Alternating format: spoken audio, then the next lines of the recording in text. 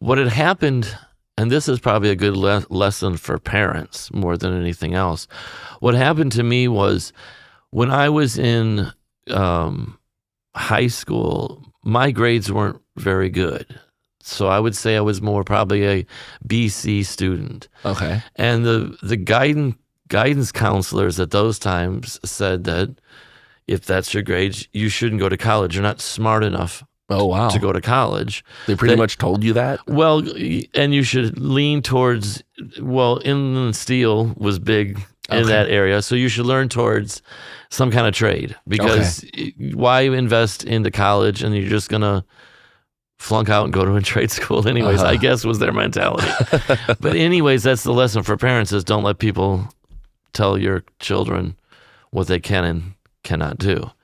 Because that more or less ended my vocation in my mind, because I knew to be a priest, you had to go to college. Okay. So if I'm not smart to go to college, well, then I'm not smart to be a priest. So at that point, you actually thought about becoming a priest, entering high school and going through if anybody would have asked me, what do you want to be when you grow up, it would have been a priest. Would have been my answer. But at that point, once I realized I wasn't smart enough to be one, well, then I had to be something else. So then the vocation just went on the back burner. Wow, just because of these counselors that told you. Wow. Yeah, because I didn't have no confidence. Well, they know better than I didn't have no confidence that I could, because I was a CB student. It wasn't like, I was straight A's and they were saying you can't do it.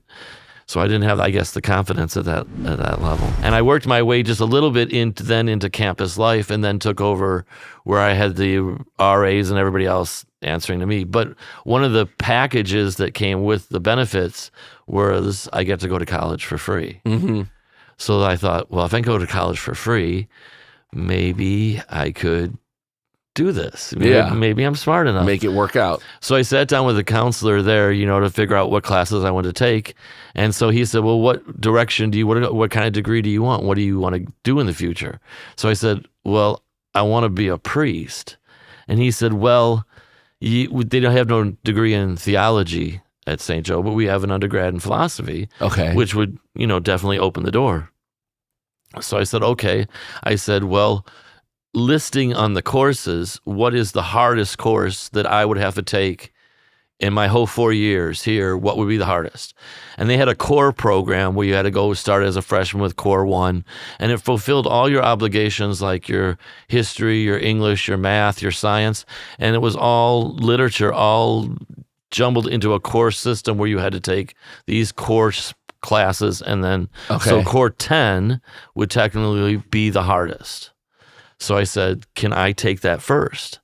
And he said, since you are a staff member, you're not really a student, you don't have to follow the rules. So I can put you in that class. And I said, okay. So I rolled in that class and I got an A-. Wow. So I was like, I think I can do this. So within 4 years, I graduated and working full-time too, graduated with a bachelor's in philosophy with honors. Wow. Shame on those counselors. Looking back at them and, what they said to you, do you think they might have just been wanting to feed people into that system, that whole steel system? And I don't know, because the day I graduated from college, I sat there before I had to go up and get to my diploma and just bawled my eyes out. Oh. Because I was like, I wasted 10 years.